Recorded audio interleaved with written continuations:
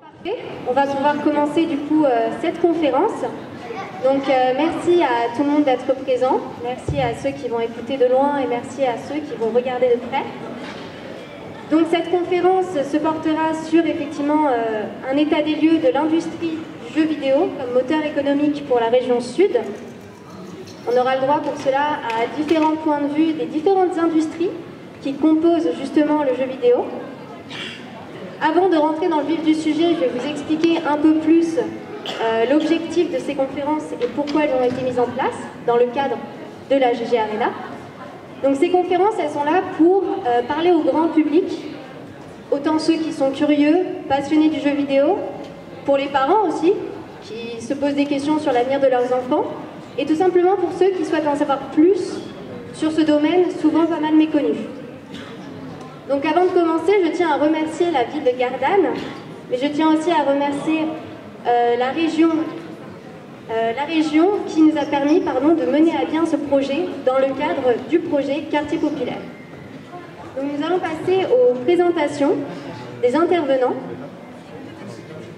Donc voilà, introduction et les intervenantes et intervenants. Donc le programme qui se découpe ainsi effectivement. Comme je vous ai dit, on va avoir les différents points de vue qui seront exposés par les professionnels qui sont ici présents. L'industrie du jeu vidéo et du numérique, état des lieux, donc une introduction qui sera effectuée par Valérie Burnouf. Le rôle des collectivités, l'industrie de la réalité virtuelle, les salles de jeu gaming center, les formations, les métiers et l'e-sport, les équipes professionnelles. Exactement.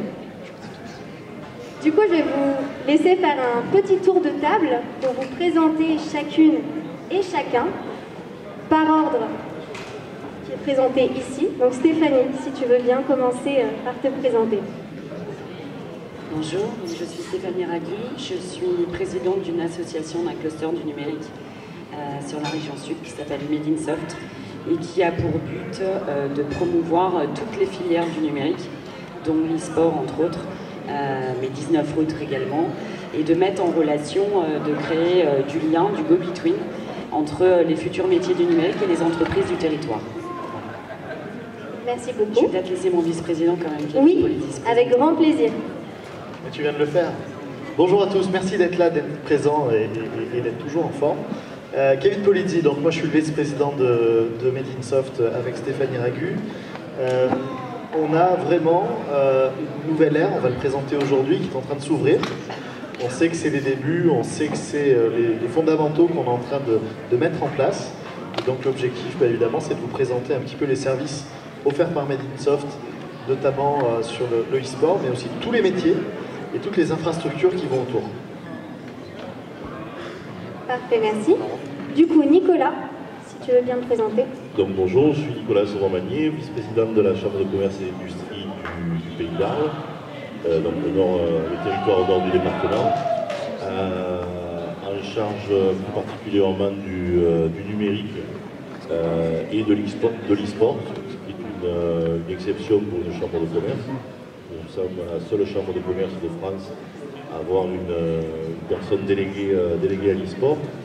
Et je suis aussi président de l'association Maximus Cup, qui organise depuis 2017 cette compétition e-sport au Palais des Congrès d'Arles.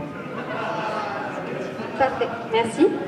Valérie, si tu veux bien. Bonjour à tous, je suis Valérie Chénier, je suis responsable des admissions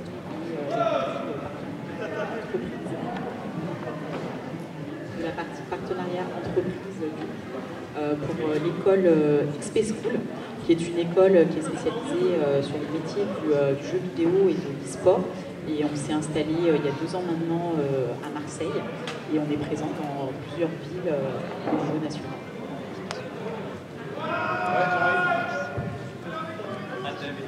Du coup, c'est au tour de Marius. Donc, Marius Vanucci, bonjour tout le monde, co-fondateur et co-gérant de VR Life, le complexe de réalité virtuelle Made in 13 basé à Aix-en-Provence.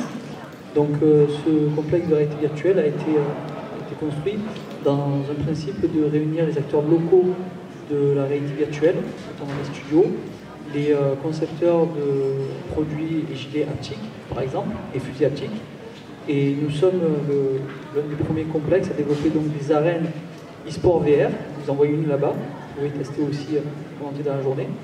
Et développer le e-sport VR dans notre siège. Ce serait l'objectif à court terme. Merci beaucoup. Du coup, Cédric, à ton tour.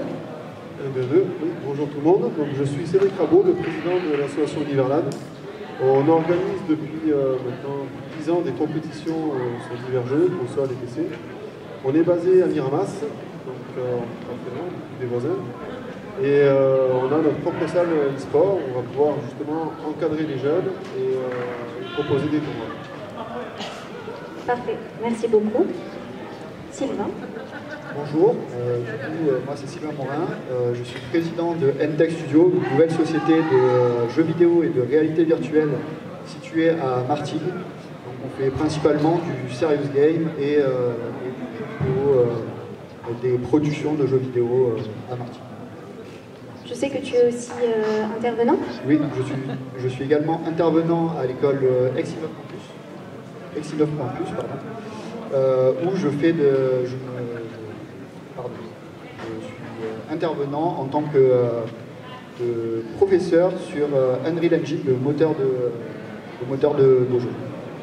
Parfait, merci. Et Vincent, vas-y, je t'en prie. Bonjour à tous, merci d'être présent. Donc, je suis Vincent Bouteille, conseiller municipal à la jeunesse de la ville de Gardin. Je suis très heureux que cette GG Arena soit présente sur notre ville avec l'association La Gaming Gen depuis 2005. Donc très très content d'assister à cette conférence. Et comme disaient mes collègues tout à l'heure, on est au début d'une nouvelle ère de développement de l'industrie du jeu vidéo. Merci beaucoup. Alors du coup, je ne sais pas si vous l'avez remarqué, mais effectivement derrière ça va pas mal gueuler. Donc on va essayer de parler encore plus fort. Donc on va continuer. On va donc du coup passer sur l'état des lieux donc, de l'industrie du jeu vidéo et du numérique. Donc Valérie va nous faire une présentation. Ce qui va se passer, Valérie, si tu veux, tu peux te lever, tout ce que tu veux. Tu n'auras qu'à me regarder et je passerai les slides. Voilà, exact. Je suis contente de voir qu'il y en a qui sont enthousiastes derrière. Je t'en prie. Bah dans ce cas-là, vas-y, je te laisse la place. On va parler un petit peu. Faut bien parler, bien proche. Oui, on m'entend? Oui.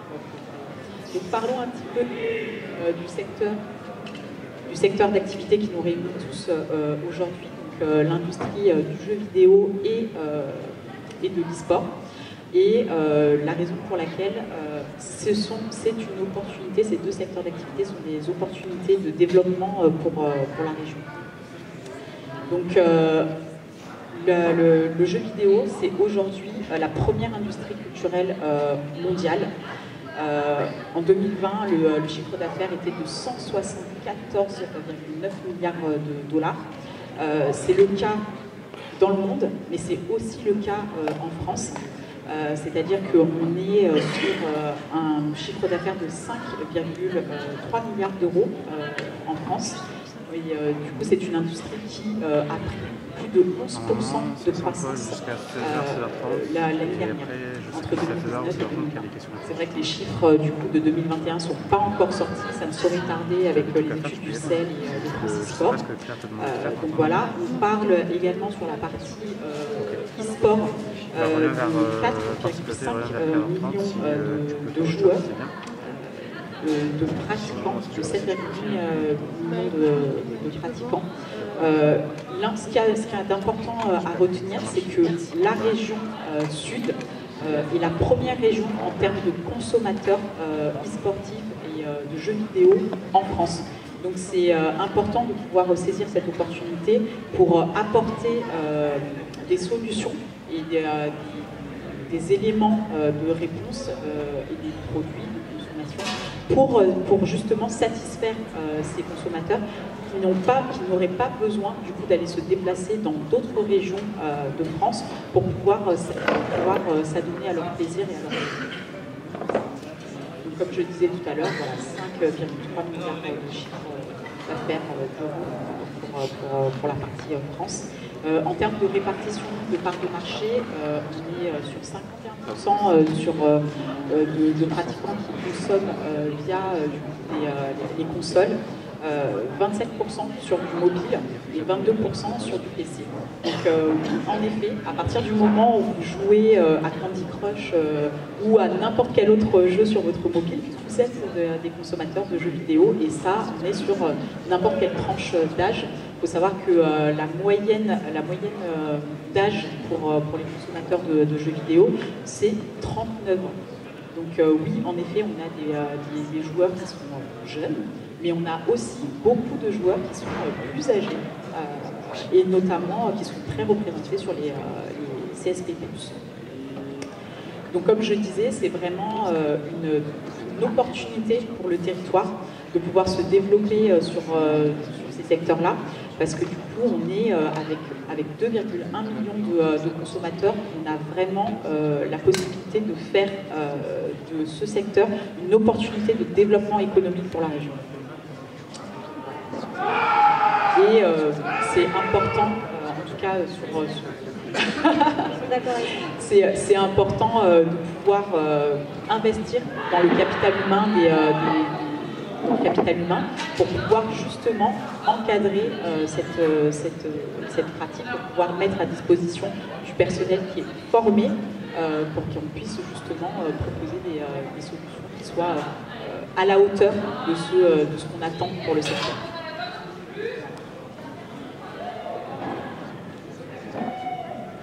Oui, donc, comme je disais sur la partie employabilité, il y a énormément. Ce qu'on voit à l'heure actuelle, c'est que dans les chiffres, ce qui est pris en compte en termes d'industrie du jeu vidéo, c'est toute la partie création de jeux, ce qui représente à peu près 12 000 emplois au niveau national.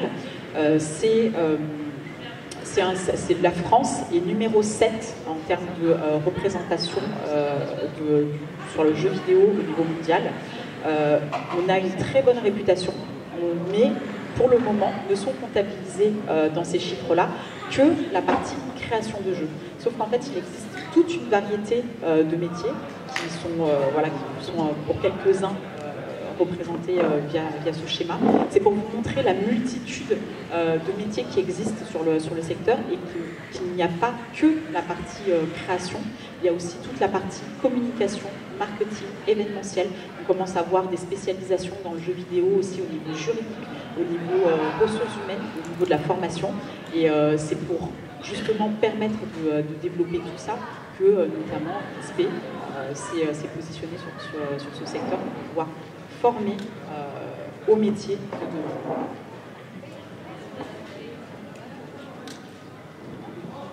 Et voilà, merci beaucoup Valérie. Merci pour cet état de lieu très, très complet, qui est un très bon résumé. Et du coup, j'aimerais passer sur une petite question pour Stéphanie. Tout à l'heure, on parlait effectivement de RSE et d'inclusion dans le cadre de ton travail. Du coup, j'aimerais savoir si tu pourrais nous faire peut-être un petit état des lieux, effectivement, de la situation du RSE et de l'inclusion dans le numérique. Alors dans le numérique et dans l'e-sport, bien évidemment, puisque la mixité est un véritable enjeu pour les femmes, et notamment le numérique et l'e-sport. Aujourd'hui, le marché du numérique en France représente à peu près 51 milliards d'euros. On a, nous, dans le numérique, généralement 27% de femmes. Donc ça reste encore un peu haut en termes de formation, en termes de démystifier un petit peu ce qu'est le numérique. Il y a pas, le numérique, c'est pas que du geek. Effectivement, comme l'a dit Claire, il y a aussi du marketing, de la communication. Enfin, il y a plein d'autres métiers, du design, du web design, tout comme dans vos métiers également, de l'e-sport, où on a du 2D, du 3D, du testeur. Donc notre rôle à nous chez Medinsoft, c'est aussi d'aller démystifier tout ça, d'aller dans les écoles, les lycées, et d'appâter ces jeunes femmes vers des filières du numérique. Puisque forcément, et notamment on l'a vu post-Covid, votre secteur a explosé et est en plein essor. Donc du coup, on est en train de mettre en relation, et on est en train de créer aussi des formations courtes sur les jeux vidéo, notamment dans l'inclusion, puisqu'on a plein de jeunes, notamment des alternants, qui sont restés sur le carreau pendant le Covid, et qu'aujourd'hui on essaie de rattacher avec des formations e-sport notamment. Donc on a quand même des belles pépites dans la région, hein, parce qu'on a MCES aussi qui forme également sur les jeux vidéo ses futurs entraîneurs et coachs, également qui expliquent aux parents comment dirais-je, le trop d'écran, oui, les dangers. Exactement, les dangers de l'écran.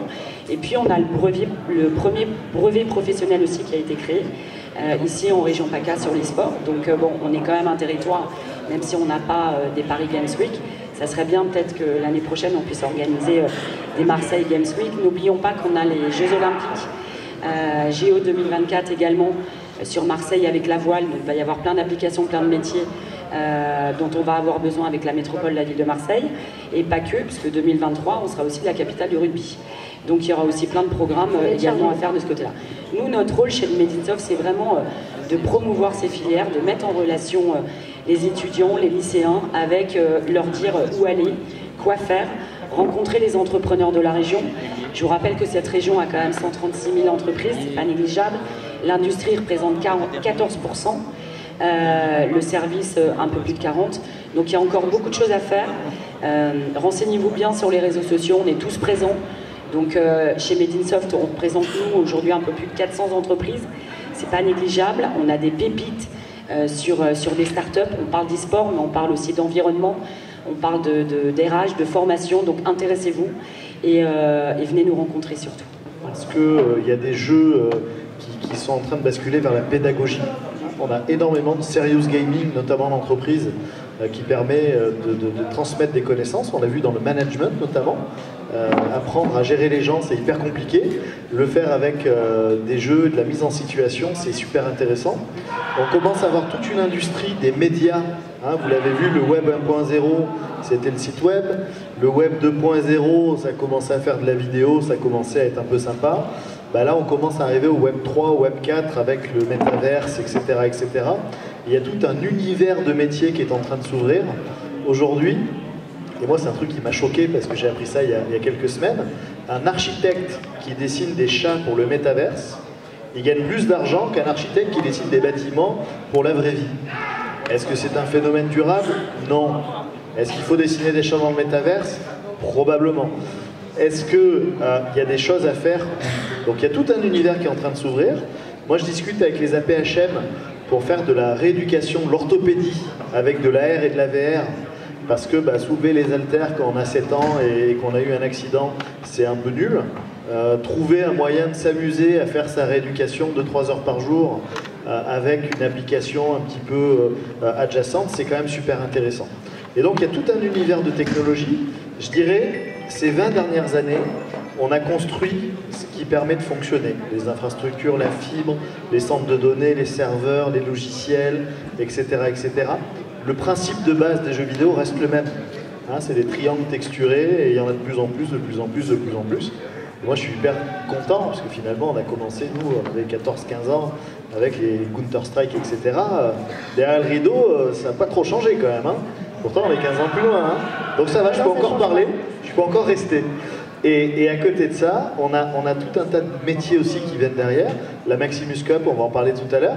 L'un des plus gros enjeux, c'est de mettre la fibre avec la bonne latence et avec un niveau de sécurité anti-DDoS, sécurité des attaques absolument pharaonique. Et chaque année, à chaque fois que vous organisez des arénas, vous organisez des gros événements, il y a tout un tas de trucs qui sont invisibles autour de la sécurité informatique, autour des infrastructures, autour de l'électricité. Hein. Quand on met tout ça en route, il faut quand même que ça tourne, autour du réseau. Et donc moi je trouve que ça devrait même plus s'appeler les jeux vidéo. Ça devrait s'appeler globalement une industrie culturelle dans laquelle il y a tout un tas de métiers.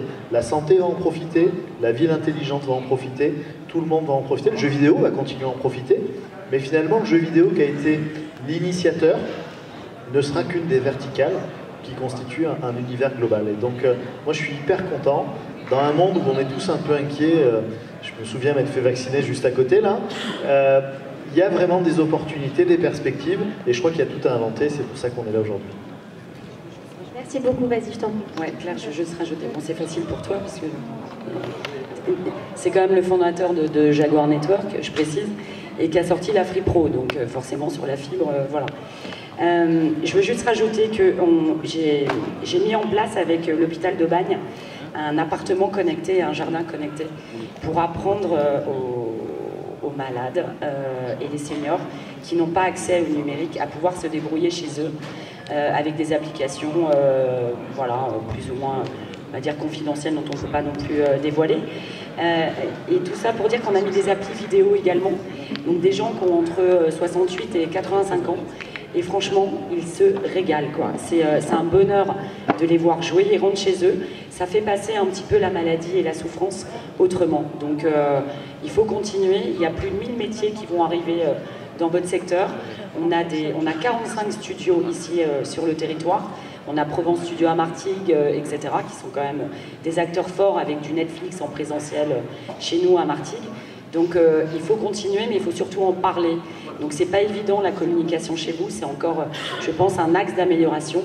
Mais continuons et je pense que ça pourra aider aussi énormément des enfants qui sont sur le bas-côté concernant la formation. Merci beaucoup. C'est vrai que c'est ce genre d'action qui rendent le milieu un peu plus profond et riche de sens. Merci beaucoup. Du coup, je vais passer à Nicolas concernant effectivement l'état des lieux. J'aimerais savoir du coup quelles pourraient être selon toi les perspectives de développement sur l'industrie et quel poids au final ça a dans l'économie locale. Merci. Le poids dans l'économie locale aujourd'hui, il n'est pas très important, mais c'est en semant qu'on arrive à récolter les fruits et c'est pas immédiat. On a vu que comment était constitué l'univers du jeu vidéo, il y a de multiples axes. Il y a bien entendu celui que pour moi je connais le mieux, c'est l'axe événementiel, puisqu'en 2017 on a décidé d'organiser la Maximus Cup à Arles, donc en invitant dès la première manifestation des équipes de toute la France, pour certains de toute l'Europe, à participer à notre premier événement. Donc je l'avoue, c'était un challenge pour nous, puisque c'est un secteur qu'on ne connaissait pas, mais que grâce d'ailleurs à Gaming Gen, on a aussi appris à connaître. Et on a vu effectivement tomber immédiatement le cliché qu'on avait tous dans notre génération, sur, Kevin le disait tout à l'heure, les adolescents qui jouent dans leur chambre, enfermés, etc. Au contraire, on a trouvé une communauté qui avait envie de se retrouver, de jouer ensemble, d'échanger. Et la map est toujours affichée. Et derrière l'organisation d'un événement e-sport et la filière jeux vidéo, énormément de métiers. Cette map, je la connais bien, c'est celle de Nicolas Bezombe du CNRS qui s'est penché sur les métiers du jeu vidéo. Donc on y retrouve effectivement, outre la création de jeux vidéo, tout un tas de métiers qui existaient mais qui se sont réinventés à travers le jeu vidéo. On ne communique pas de la même façon dans l'univers événementiel e-sport que dans la communication d'entreprise, mais je pense que les modes de communication sont en train de se fusionner, que l'entreprise a besoin de s'inspirer de ce qui se passe dans l'e-sport, d'une part pour communiquer différemment et vers une génération que de grands groupes avouent avoir perdu et du mal à joindre. On s'est récemment retrouvé sur une table ronde très intéressante organisée au sein d'une banque qui avouait avoir énormément de mal à adresser ses produits vers les plus jeunes et qui se tourne vers l'e-sport comme un moyen aussi d'atteindre une génération qu'elle ne sait pas atteindre autrement. Pour en revenir à ce qui est le développement et la Maximus, donc on a vu, nous, à travers cet événement, que c'était déjà un moyen de générer du chiffre d'affaires, de faire tourner l'économie par de l'événementiel, tout simplement. Donc l'événementiel, c'est quoi? On fait travailler des régies comme on est aujourd'hui, des scènes, du matériel, etc. Donc je dirais des filières classiques. On va remplir des hôtels. Sur la Maximus Cup 2019 de mémoire, sur 3 jours, on a vendu, les hôteliers proches du Palais des Congrès d'Arles ont vendu 2500 nuits d'hôtel dans une période début décembre qui est relativement calme pour le pays d'Arles. Donc on fait tourner l'économie on l'accélère aux périodes où elle ne tourne pas. Les gens ils sont allés dîner, ils ont fait le plein d'essence, ils ont fait des courses, ils ont fait etc. Donc toute une économie classique dans laquelle on met un coup de boost avec un événement. Mais on voit aussi que c'est une filière qui se structure. 2017, le Maximus Cup a été organisé principalement avec l'association Gaming Gen pour faire tourner les tournois, etc. Et on se retrouve aujourd'hui en 2021 avec, bien sûr, l'association Gaming Gen est toujours là, mais il y a des sociétés qui se sont créées, notamment Centurio. Donc ça veut dire que l'e-sport et le jeu vidéo sont capables d'amener à la création d'entreprises. Parce qu'il faut bien voir en 2017, quand on s'est lancé dans l'e-sport, tout le monde nous a regardé, la chambre de commerce, qu'est-ce que vous allez faire dans le jeu vidéo? On va dans le jeu vidéo parce que on voit qu'économiquement, ça a du sens, ça fait tourner le business, ça crée de nouvelles entreprises. Et puis, il faut savoir aussi que les chambres de commerce sont le deuxième acteur de la formation en France.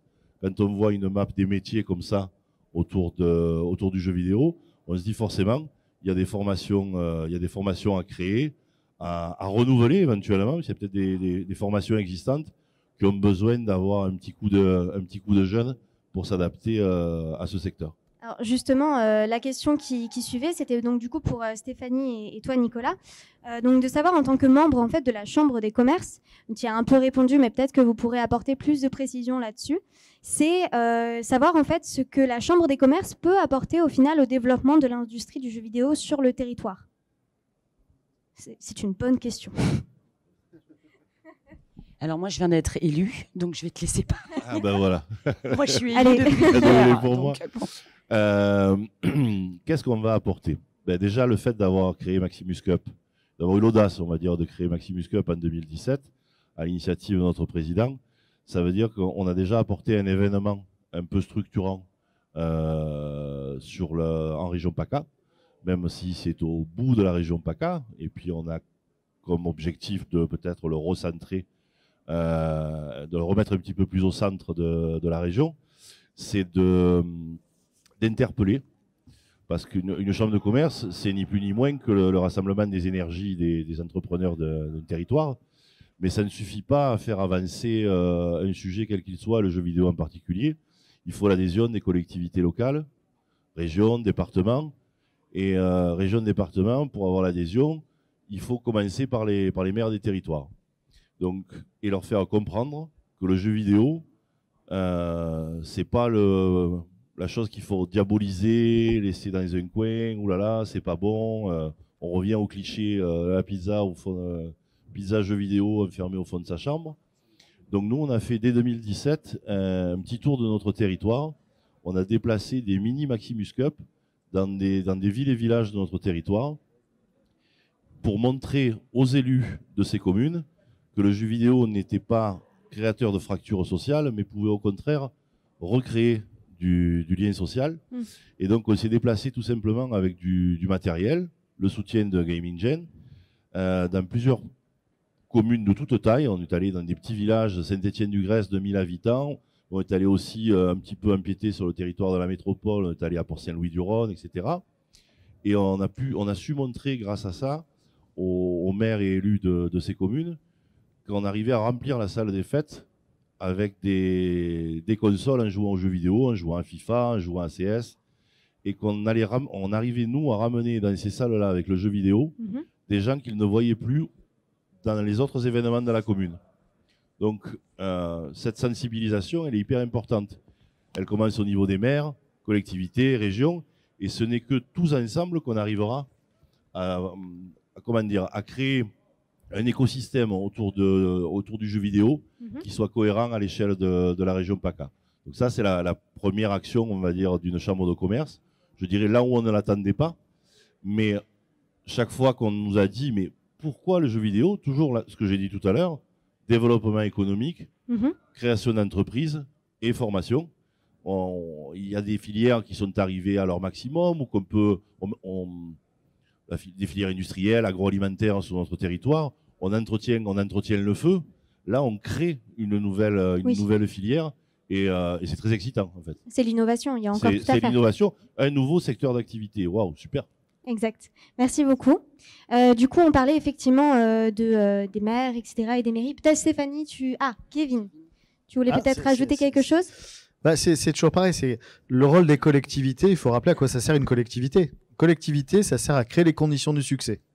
Lorsqu'il y a une nouvelle branche économique qui s'allume, qui devient un peu plus célèbre, un peu plus mise en lumière, l'objectif, c'est vraiment de récupérer les associations de passionnés qui ont la capacité à faire comprendre à d'autres de quoi on parle, quels sont les enjeux, quels sont les bénéfices, comment ça va se développer à long terme.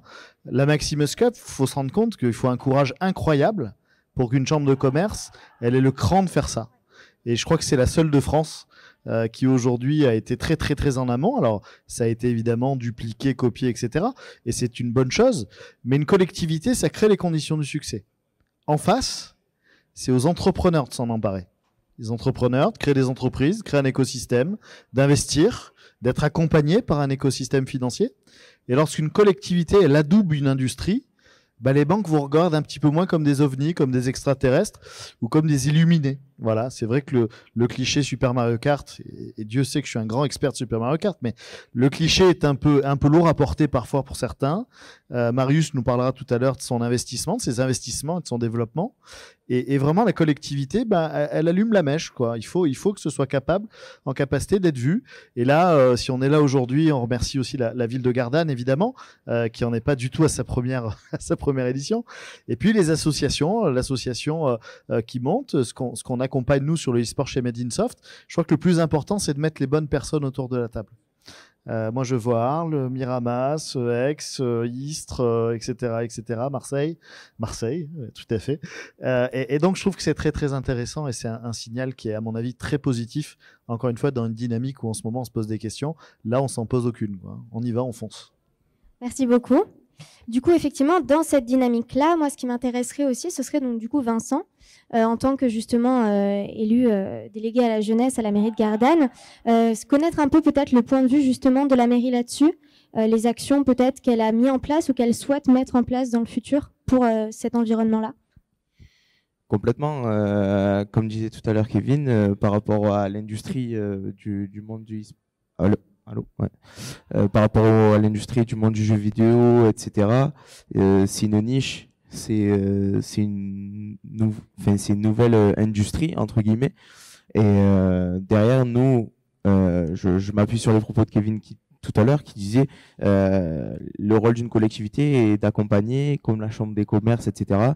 Nous, ville, on va accompagner typiquement la Gaming Gen à développer des événements comme ça, faire connaître tout ce qui est monde autour du jeu vidéo pour que les parents ne puissent pas voir le côté néfaste des jeux vidéo. Il y a plusieurs types d'actions que la ville peut mener, développement d'événements, développement de conférences auprès de parents, auprès de personnes seniors par rapport à la fracture numérique, etc. Donc nous, sur le positionnement de la ville de Gardanne est justement d'accompagner tout ce qui est événement autour du jeu vidéo. Nous, dans notre programme, quand on a été élu, on a sur la ville de Gardanne, en termes de jeunesse, jeux vidéo, il n'y a rien qui était fait, mis à part les actions de l'association Gaming Gen. Okay.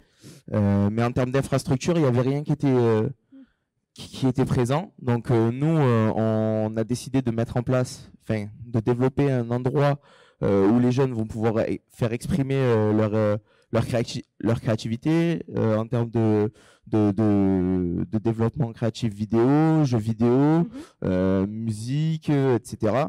Et justement, ce lieu-là va être moteur de l'amateurisme et derrière de créer pourquoi pas des nouvelles pépites.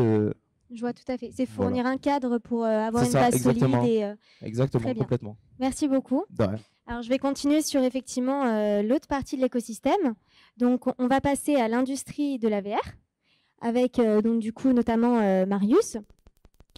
Tout à fait. Voilà. Donc la VR, donc la réalité virtuelle, qui est au talon avec la réalité augmentée. Déjà, ce terme réalité virtuelle, donc c'est déjà mettre une personne dans un univers, l'incorporer autour de lui, que ce soit virtuel, et qui se sente vraiment, on va dire, sous une hypnose technologique, où il a l'impression d'être réellement dans ce qu'il voit. Ce terme-là est utilisé surtout depuis le XXe siècle, notamment quand on parlait des théâtres, lorsque les joueurs de théâtre étaient sur scène et que le décor était tellement réaliste qu'on avait l'impression qu'il y avait vraiment un château dans cette salle. Dans les années 90, alors évidemment, entre tout ceci, il y a eu beaucoup d'améliorations. Dans les années 90, il y a eu vraiment les premières arcades et les premiers casques utilisés soit par Sega, soit par l'armée. La première borne d'arcade de Sega coûtait 73 000 environ euros. Au fur et à mesure du temps, les années 2000, certaines grosses entreprises, certains gros investisseurs ont commencé à s'intéresser à cette technologie. En 2013, 2012, 2013, 2014, les premiers casques HTC, les premiers casques Oculus ont commencé à voir le jour. Facebook a racheté Oculus rapidement et a sorti les premiers Oculus Quest en 2020, autant pour moi, en 2019, et 2020 les Quest 2. HTC avait sorti sa gamme juste avant, et donc pourquoi je vous parle surtout de ces marques, c'est parce que chez VR Life, nous avons donc ces technologies. En France, la VR pèse un certain poids, notamment c'est à l'heure actuelle 19 milliards d'euros. Il prévoit une évolution, il prévoit une évolution de 60%. 60%, 60 à 70% dans les années à venir jusqu'en 2025. La réalité virtuelle est vraiment un lien entre les studios, les créateurs de matériel, les créateurs d'équipements. Nous avons, du moins en région, une dizaine de studios, une demi-douzaine de sociétés qui créent des équipements pour la réalité virtuelle. Et donc nous, par chez nous, comme j'avais dit en introduction, nous avons réuni donc ces entrepreneurs, ces jeunes entrepreneurs qui ont permis de faire évoluer la réalité virtuelle. Notre salle, basée à Aix-en-Provence, permet de mettre un pied dans l'e-sport. L'e-sport VR, notamment, parce que l'e-sport est déjà bien entamé. Et nous pouvons donc voir émerger des premières arènes, des premiers lieux, on va dire, où les joueurs font réellement dans 100, 200, 300 mètres carrés du joueur contre joueur. On n'est plus dans un système, un schéma où les joueurs restent chacun dans leur box et jouent à travers le jeu. Là, c'est réel. Ils se déplacent réellement. Cet investissement, ou du moins le schéma économique que la VR va engendrer, ça touche, pour commencer, pour une grande zone de jeu, environ 200 à 300 000 euros. Et après, il y a évidemment tout le flux qui peut se passer derrière, de joueurs et aussi d'activités. La réalité virtuelle est au début d'un tournant à l'heure actuelle, notamment avec la réalité augmentée. Les deux sont souvent similaires. On peut porter un casque à la réalité augmentée. Je dis bien on peut, parce que la réalité augmentée, c'est aussi le fait de projeter ou de superposer des images ou des objets réels dans un monde virtuel. C'est-à-dire que la VR, on prend une personne, on la met autour d'un écosystème virtuel. L'AR, on prend un lieu et on incorpore du virtuel à l'intérieur. Notamment Pokémon Go, c'est le premier pas de la réalité augmentée. La VR est en train de se développer, non pas dans le loisir seulement, mais aussi, comme on en parlait, dans la formation, dans la gestion de ressources humaines, dans les RH, notamment les entreprises, par les serious games, du moins, mais aussi dans le côté, on va dire d'entreprise, industrielle.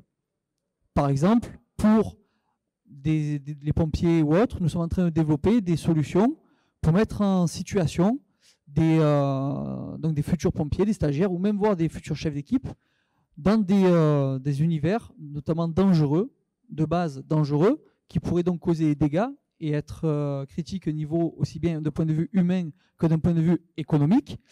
Mais à travers la réalité virtuelle, ceci est complètement effacé. Car les personnes sont dans le feu, ça leur permet de voir le fonctionnement d'un incendie tout en étant en sécurité. Je vous parle de ça qui est réel, car nous avons, pour le congrès des sapeurs-pompiers, le congrès national qui s'est déroulé en octobre, nous avons présenté donc une expérience que nous avons coproduite avec le CRVM, le Centre de la réalité virtuelle Méditerranée, qui est chapeauté par des chercheurs de l'Académie d'Aix-Marseille. Et donc nous avons coproduit cette solution qui est avant tout une solution professionnelle, qui va au-delà encore du serious game, qui permet vraiment de développer des aptitudes de reconnaissance d'incendie qui permettront aux pompiers de pouvoir, dans un premier temps, mettre un premier pas dans ces situations-là. La VR a encore de l'avenir. Donc, comme je disais, l'AR est en train de talonner la VR et qui va potentiellement dépasser celle-ci dans les courants à venir, notamment pour 2025, par exemple, en projection, au niveau surtout de la chirurgie, au niveau surtout du médical, comme on le disait très justement. Hein. À l'heure actuelle, nous sommes en train de développer les premières solutions afin de pouvoir rentrer dans les blocs opératoires pour que les personnes puissent se sentir, on va dire, plus à l'aise lors d'opérations, mais aussi post-opération, pour que les personnes puissent réapprendre à utiliser l'usage de leurs membres. Notamment, j'ai en tête une expérience où un ancien militaire qui est paralysé du côté gauche permet, par la réalité virtuelle, ou lorsqu'il lève le bras droit, c'est le bras gauche qui se lève, permet au bout de X mois d'utilisation de reprendre la capacité au moins de la pince de sa main. Ce qui est quand même assez extraordinaire. Merci beaucoup. Effectivement, alors je fais partie de l'écosystème d'Auvergne-Rhône-Alpes, mais sur Lyon aussi, on a un studio qui s'appelle Angel Corp, qui a mis au point en fait en VR un système de jeu pour les enfants en fait, on va leur installer le casque juste avant une opération pour qu'ils puissent se détendre en fait en même temps d'être endormis et pour éviter justement de se sentir anxieux avant. Donc effectivement, on sort vraiment du domaine du divertissement pour aller plus vers l'accompagnement, le lien avec la santé, le culturel, même le politique. Donc merci beaucoup. J'ai quelques petites questions concernant quand même ton établissement. Notamment, j'aimerais savoir pourquoi alors s'être installé à Aix en particulier. Est-ce qu'il y a une raison particulière à cette installation? Alors, tout à fait. Donc, pour parler donc, de VR Life, pour le moment, Aix-en-Provence, c'est un établissement que nous avons co-créé avec mon associé. Nous avons investi donc, en totalité environ 280 000 € pour créer cette société, afin de pouvoir développer technologiquement le meilleur lorsque nous l'avons ouvert de la VR. Pourquoi nous avons choisi Aix? Dans un premier temps, parce que si on parle de Made in 13, il faut absolument s'implanter dans une métropole, on va dire Aix-Marseille. Ça aurait été un choix de pouvoir s'implanter dans une commune, on va dire, plus modeste ou on va dire plus accueillante au point de terme de chaleurosité, hein, comme par exemple la Destrousse, qui est ma commune à moi. Je suis de la Destrousse et donc d'Aubagne. Mais nous avons choisi Aix-en-Provence afin de pouvoir être entre Aix et Marseille, dans un premier temps pour pouvoir proposer nos solutions au plus de personnes possible, mais aussi d'être dans le centre du 13, car nous sommes actuellement précisément dans Aix-les-Milles. Nous sommes à pas plus de 45 minutes des bordures du 13.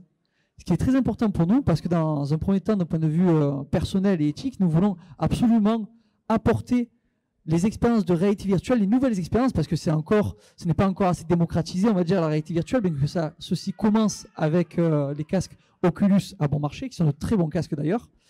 Nous voulons absolument mettre à disposition ou présenter nos solutions qui sont innovantes en équipe, où vous déplacez réellement des zones de jeu. La preuve, encore une fois, dans les arènes que vous faites, je vois depuis tout à l'heure, vous yotez quand une partie se lance, afin de pouvoir proposer ceci à tous les habitants du 13. C'est vraiment une des valeurs fondamentales que nous voulons porter face à VR Life, ou du moins au-dessus de VR Life, la réalité virtuelle créée par le 13, pour le 13 et accessible à tous les habitants. Merci beaucoup. Je vois qu'on est bien soutenu aussi derrière, donc ils doivent être d'accord. Du coup, j'aimerais continuer un petit peu, alors en revenant un peu sur les collectivités, mais toujours par rapport justement aux salles de VR, etc. Par rapport à ces petites, par rapport à ces entreprises et structures qui se créent, qu'est-ce que les collectivités peuvent faire pour soutenir justement ces structures qui font la richesse de l'industrie aujourd'hui? Ce qu'elles peuvent faire, c'est apporter leur support de communication, le fait de communiquer auprès du public, de tout public, accompagner à avoir justement cette visibilité par tout type de public, typiquement par rapport aux seniors, etc. Parce que derrière, on va dire oui, la VR.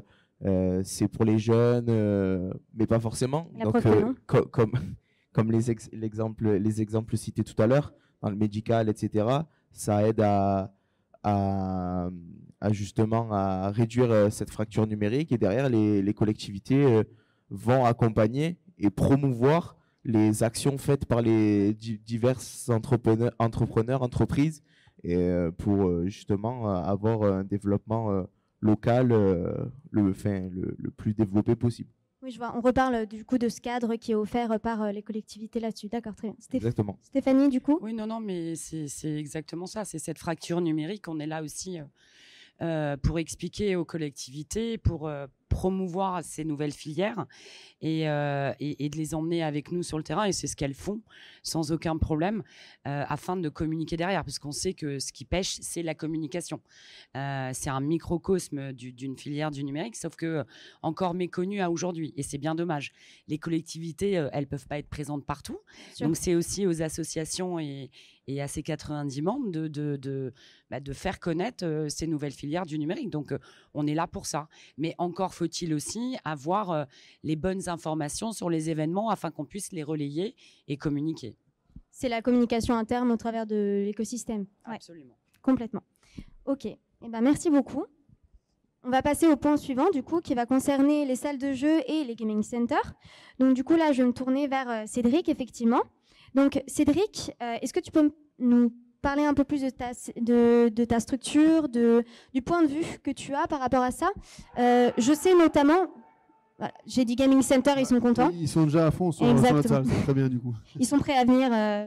Donc, tout à l'heure, justement, on discutait et tu me disais que vous proposiez des stages spéciaux. Donc, au travers de ta structure, est-ce que tu pourrais m'en dire un peu plus? Alors, oui, on a une structure, donc j'en reviens un petit peu à ce que disait Nicolas tout à l'heure, c'est-à-dire que on a la chance d'avoir la mairie qui nous a suivis dans le projet de l'e-sport et dans l'encadrement des jeunes. Et donc, elle nous a fourni cette salle qu'on puisse justement pouvoir développer tout ça. Et pour en revenir au stage, oui, alors c'est des stages courts d'une semaine qui permettent justement d'améliorer les performances des joueurs sous différents points de vue. C'est-à-dire qu'on fait un encadrement, parce qu'on reçoit beaucoup des jeunes joueurs, des joueurs qui vont de 12 à 16 ans.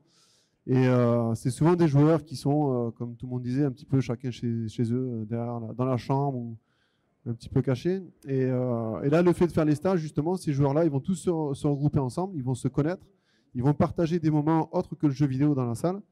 Et ça va justement casser cette barrière d'Internet qui existe. Et nous, derrière, on a du staff compétent qui est là pour justement les encadrer au niveau de leurs performances et au niveau surtout du gameplay en lui-même, c'est-à-dire tout ce qui est stratégie, etc., comment mettre en place une stratégie en fonction du niveau de chacun. Et c'est le but des stages qu'on fait. Et du coup, l'objectif espéré avec tout ça, parce que il me semble qu'il y a un projet qui est en cours aussi. Oui, ouais. On a pas mal de projets en cours. Le plus ambitieux, c'est de pouvoir justement trouver, je dirais, le joueur, le futur Gotaga, pour ceux qui connaissent. Je pense que tout le monde connaît. Mais on a eu la chance qu'il nous passe faire un coucou sur Miramas il y a quelques années. Voilà. Et c'est en le voyant passer qu'on s'est aperçu qu'il y a des joueurs qui sont très très bons. Et malheureusement, ils n'ont pas cette structure qui pourrait justement les propulser pour qu'après ils partent vers mon club e-sport ou qu'ils partent dans d'autres clubs qui ont une renommée mondiale, voire nationale.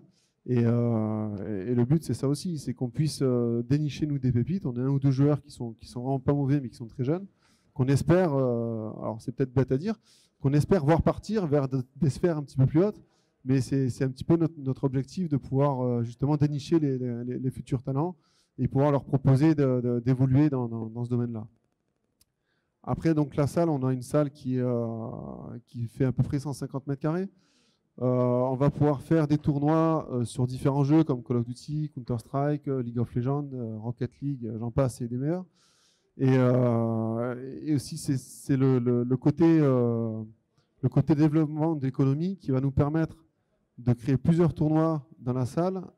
Tous les mois, il y aura un tournoi sur des jeux différents avec des joueurs qui sont locaux ou nationaux. Et c'est ce qui va permettre aussi de développer la ville, le centre-ville, de dynamiser tout ça. Tout ça avec des jeunes qui ont fui, parce qu'on ne va pas se mentir, hein, il n'y a pas un seul jeune qui va se balader au centre-ville pour regarder un petit peu ce qui se passe autour ou autre. Donc, et c'est vrai que la mairie a remarqué que depuis qu'on organise des tournois et qu'on fait des accueils dans la salle sur des soirées à thème, c'est des soirées à thème Halloween, où si tu viens déguisé, tu as des boissons offertes. Après, c'est très convivial, c'est très familial. Et la mairie a remarqué qu'il y avait de plus en plus de jeunes dans le centre-ville. Et du coup, ça a attiré donc des nouveaux restaurateurs, ça a attiré des cageux, qui est un pub où on peut jouer aux jeux de société, du coup, qui se sont dit, tiens, il y a des jeunes dans le centre-ville, on va ouvrir ça. Et ça s'est produit comme ça. Et c'est tout un écosystème qui est en train de se construire dans notre petit centre-ville de Miramas et qu'on aimerait bien voir, que ce soit Arles, Marseille, Aix ou autre, que ça se dynamise un petit peu plus. Très bien. Et du coup, alors Nicolas, si je ne me trompe pas, il se trouve que tu fais partie de la structure d'Easy Dream, qui est donc du coup Easy Dream, qui est une team e-sport. Alors, c'est pas moi, c'est Hervé. Pardon, c'est Hervé. Bah voilà, vous voyez, je commence à mélanger les deux, c'est super. C'est la Red Bull, ça. Exactement, c'est ça, c'est la Red Bull, je tremble, je vais jusqu'au bout. Bah écoute, merci beaucoup. Est-ce que l'un d'entre vous aurait peut-être quelque chose à rajouter par rapport à ce point-là ? Moi, juste sur les formations, hein, n'oublions pas qu'il y a 130 formations en France, dont 40 dans les jeux vidéo. Exact. Voilà. Ça tombe bien. Regarde. Hop. Mais est-ce qu'elles sont réellement adaptées à ce que souhaitent, en tout cas, au premier step des stagiaires et des apprenants? Je sais pas. Je pense que c'est un vrai travail aussi à faire avec les acteurs en région, puisque nous, on est juste là pour relayer et puis pour mettre en relation. Mais voilà, encore une fois, il faut se réunir autour de la table, comme le disait Kevin, pour en discuter et porter un peu plus haut et ensemble cette filière absolument magnifique. Et pourquoi pas travailler sur un Marseille Games Week l'année prochaine. Voilà. Complètement. Je valide. Et du coup, alors Stéphanie, tout à l'heure, tu me disais justement au travers de Made in Soft que tu as accompagné justement des jeunes qui étaient au travers de formations. Est-ce que tu pourrais nous en dire un peu plus ? Alors le numérique, effectivement, on le voit partout. Hein, c'est l'utilisation des objets au quotidien, tant bien dans la vie personnelle, professionnelle. On le voit sur le sport, on le voit sur les écrans. Aujourd'hui, à Marseille, il existe à peu près, je crois, 25 écoles de formation courtes, allant de 3 à 7 mois, toujours pour pallier au fléau de l'emploi. Et notamment, on est dans une ville un petit peu pauvre et c'est vrai qu'on a encore, je crois que c'est 18 ou 21% de jeunes qui sont en décrochage scolaire total. Donc notre rôle, c'est aussi, alors là, ils sont plus dans les collèges et les lycées. Hein. On doit aller le chercher auprès des missions locales ou des associations qu'on appelle SOS Maman, qui sont absolument extraordinaires, à qui je tire mon chapeau. Moi, je suis présente pas mal aussi avec elles, en commençant déjà par faire avec des clés USB leur CV, parce qu'ils sont complètement déconnectés. D'accord. Et de là, on les met dans des labs RH, notamment avec un lab avec lequel je travaille sur l'inclusion sociale, qui s'appelle... Ils sont contents. Voilà. Je suis ravie. Qui s'appelle Labs to Be, où c'est des jeunes qui ont entre 17 et 24 ans et on les garde avec nous tous les jours. Il y a entre 7 et 9 entrepreneurs qui se chargent d'eux. Donc du matin mais jusqu'au soir très tard, puisqu'on les emmène sur nos événements aussi avec nous, afin de leur faire comprendre que c'est maintenant ou jamais de rentrer. Donc ça, c'est la partie mentoring qu'on adore, qu'on fait beaucoup.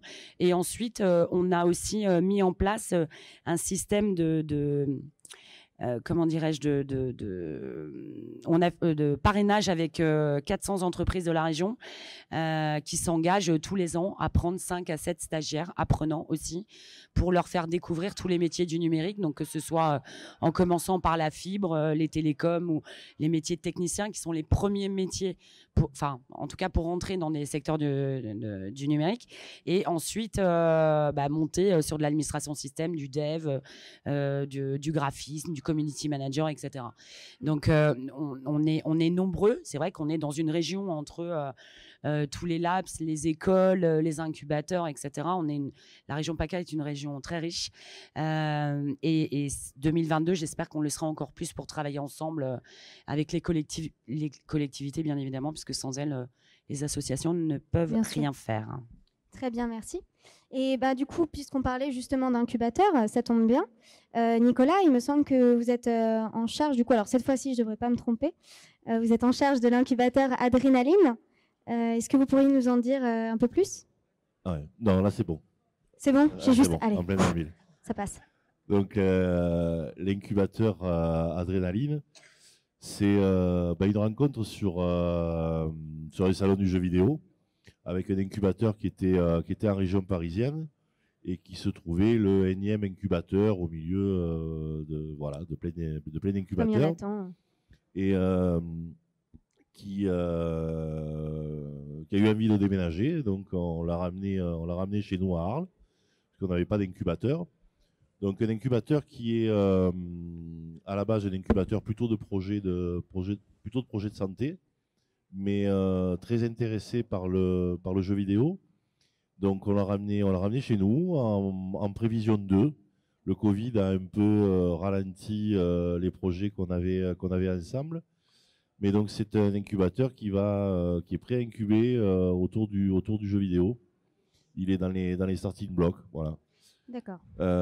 Des projets de santé malgré tout qui sont un petit peu en lien avec le jeu vidéo. Il y a notamment dans cet incubateur un médecin qui s'intéresse aux jeux vidéo dans la prise en charge psychologique, notamment des enfants qui sont touchés par des leucémies ou des cancers, et à travers le jeu vidéo leur expliquer ce qui est en train de se passer dans leur corps et puis ce qui va s'y passer malheureusement avec les traitements qui vont arriver, chimio, etc. Donc un aspect de manière ludique, une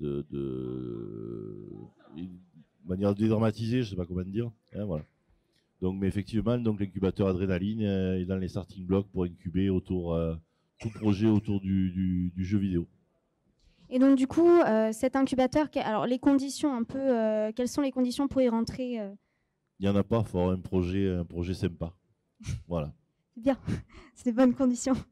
Et du coup, alors il va s'agir que de studios de jeux vidéo, ou ça va être autre chose, tout autour du jeu vidéo. D'accord, tout ce qui est, tant que ça construit des projets autour du jeu vidéo, peu importe autour du le jeu type, vidéo, mais alors on accueillera d'autres projets que simplement du jeu vidéo. C'était notre idée malgré tout de ne pas avoir un incubateur bloqué sur les secteurs d'activité, mais pas forcément du jeu vidéo pur, comme je viens de le dire, de la réalité virtuelle adaptée au milieu professionnel. Aujourd'hui, on voit de plus en plus de formations. Nous, on a beaucoup travaillé sur des formations électriques, d'habilitation électrique. On peut tout à fait aujourd'hui manœuvrer, entre guillemets, et se former à ce métier avec des tableaux électriques virtuels. D'accord. On a un vrai tournevis dans la main, mais donc on va déclencher le court-circuit, mais au lieu de prendre la châtaigne, on la prendra virtuellement. C'est bien dit. Donc c'est le genre de projet aussi qu'on est capable d'incuber. C'est pas simplement du jeu vidéo pour jouer, ça peut être du jeu vidéo pour apprendre. Parfait, merci beaucoup. J'aimerais aussi passer à Valérie. Donc du coup, en tant que représentante effectivement aujourd'hui de la XP School, est-ce que tu pourrais me donner un peu plus peut-être le point de vue justement de l'enseignement par rapport au territoire? Nous, on a cette volonté de pouvoir former, vraiment, de pouvoir apporter du coup des... Avec celui-là, il veut pas, non.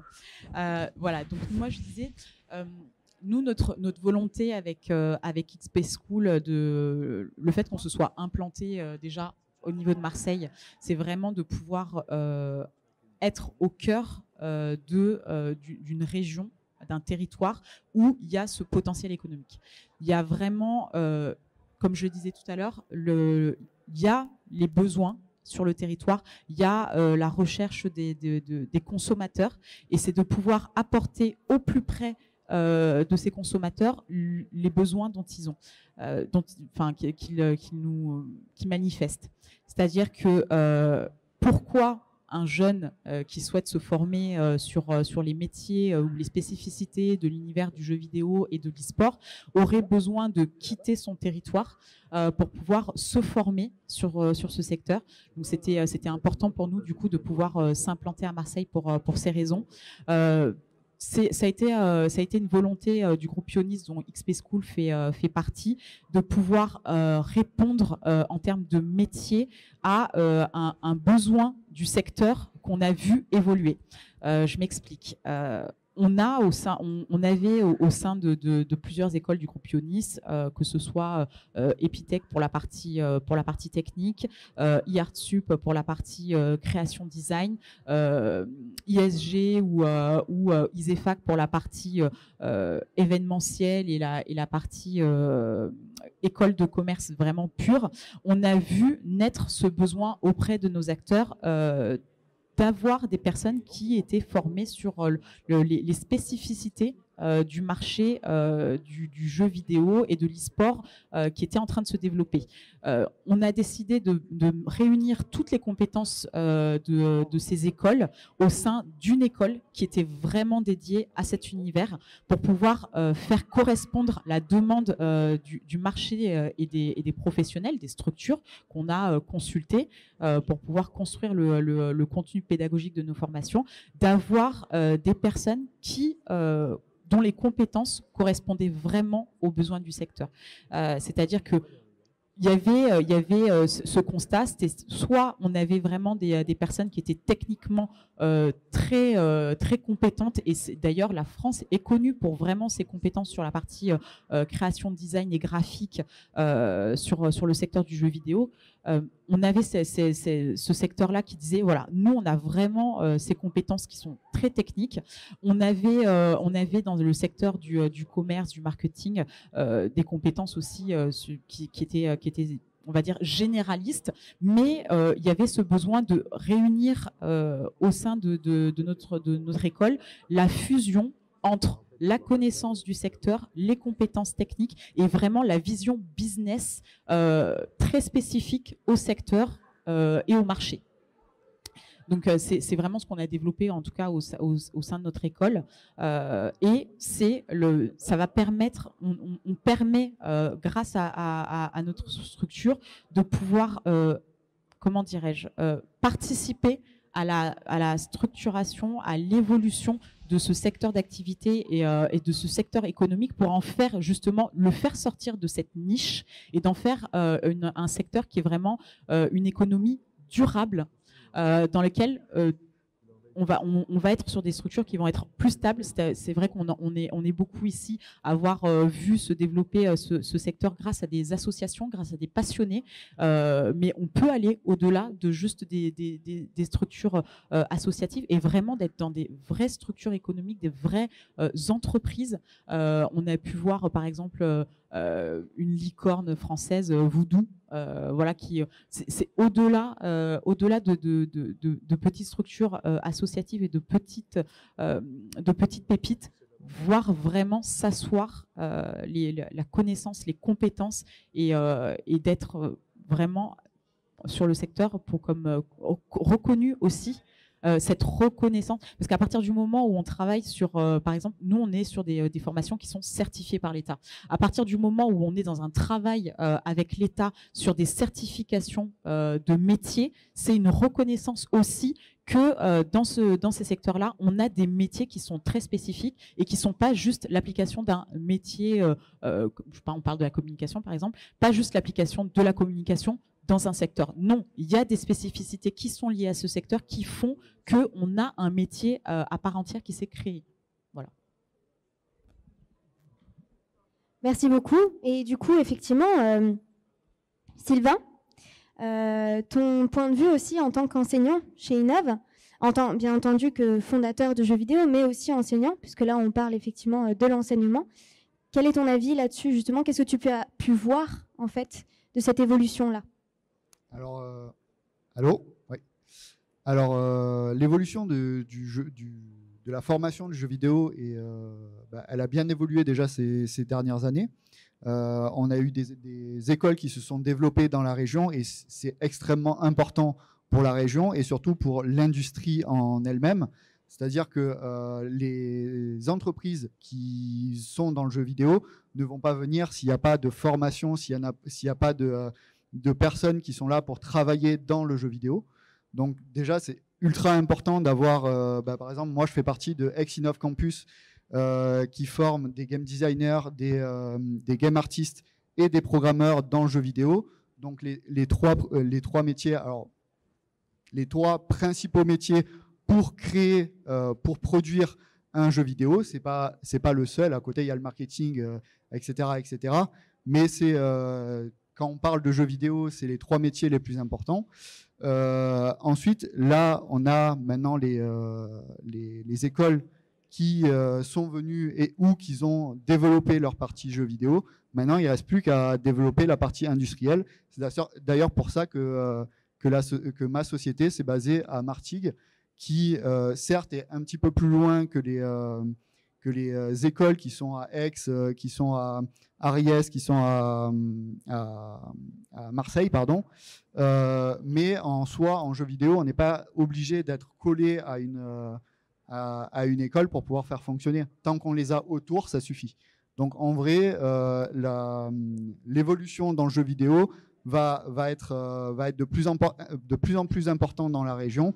Et surtout, alors je vais citer Idriss Aberkan, qui est quelqu'un qui défend le jeu vidéo en France, qui défend énormément le jeu vidéo en France, qui, lui, d'après les statistiques, montre que le jeu vidéo va avoir une évolution grandissante, mais pas que les formations du jeu vidéo va avoir une évolution grandissante, mais pas que dans le jeu vidéo. Là, par exemple, dans toutes les formations possibles, on va avoir des évolutions des formations qui sont liées au jeu vidéo, parce que apprendre en s'amusant, c'est beaucoup plus efficace que apprendre tout seul. Et d'ailleurs, je voudrais revenir sur ce que disait Marius tout à l'heure, c'est que dans la médecine, on a parlé de la médecine pour le jeu vidéo, accompagner les personnes, que ça soit dans l'opération et post-opération. Mais il y a également la création d'applications directement sur les opérations, et on en parle très très peu, ça. Actuellement, les opérations utilisent des machines qui sont de plus en plus complexes. Et en fait, le serious game et l'évolution du serious game amènent à utiliser ou à faire apprendre ces machines-là à des chirurgiens, qui de façon beaucoup plus efficace et qui pourront le faire surtout à distance. Là, on a parlé de chirurgiens spécialisés dans le cœur, qu'ils étaient à New York, qu'ils étaient quasiment les meilleurs. Et on a eu à Marseille un prototype d'opération qui s'est fait alors que les chirurgiens étaient à New York. Donc voilà, l'évolution alors certes, c'est pas que les formations, là je suis revenu un petit peu en arrière, mais en tout cas, les écoles vont, dans tous les cas, que ça soit en game design, en game art ou en programmation, vont avoir de plus en plus de travail, dans ce domaine-là et dans les autres domaines autour. Parfait, merci beaucoup. Mais tu as eu raison effectivement de revenir un peu en arrière pour aller sur ce point. Kevin ? Oui, un point sur la formation. Il faut se souvenir à quoi servent les études. C'est-à-dire, l'école maternelle, c'est la motricité fine, c'est l'alphabet. L'école primaire, c'est les calculs basiques, c'est la capacité de comprendre, de lire et de se faire comprendre. Le collège, c'est l'acquisition de savoirs un petit peu plus avancés. Le lycée, c'est choisir sa voie. Et aujourd'hui, lorsqu'on cherche à choisir sa voie, dans les métiers des jeux vidéo, c'est un peu comme à mon époque, on voulait tous être pilote de chasse, avocat ou médecin. Bon, ce temps-là est révolu. Maintenant, on veut être designer, SecOps. Il y a tout un tas de métiers qui sont apparus, qui sont bien payés en plus, donc ça vaut le coup d'y aller. Mais il faut se souvenir que sans un bagage un peu solide, on n'est pas capable d'accéder à ces métiers. Donc tout n'est pas aussi facile qu'on le décrit aujourd'hui. Ça demande vraiment d'être sérieux au moment d'aborder le collège et d'avoir des vrais fondamentaux sur des matières importantes. Et à côté de ça, de dérouler, parce qu'une fois qu'on a les fondamentaux et qu'on est correctement armé, on est capable derrière de choisir sa voie. Et c'est là que tout le plaisir commence, parce que c'est vrai que, sincèrement, la primaire et le collège, c'est un peu lourd. Et derrière ça, on peut choisir sa voie. Alors, il y a des métiers, voilà. Lorsqu'on veut être développeur, il vaut mieux avoir un cerveau un peu analytique. Il vaut mieux être un peu costaud en maths, parce qu'on a besoin d'abstraire les choses. Et donc, c'est pas plus mal si on est capable de voir en plusieurs dimensions.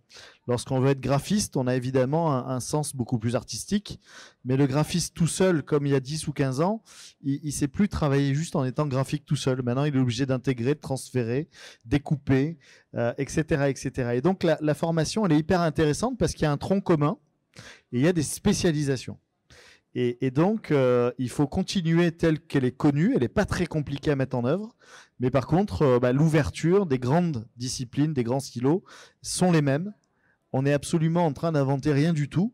On est en train de répliquer ce qui est connu, plus vite, différemment, mais avec un niveau d'exigence qui est important. Et donc, le message, moi, que je veux faire passer, c'est que toutes les classes sont importantes et que les jeux vidéo, c'est cool.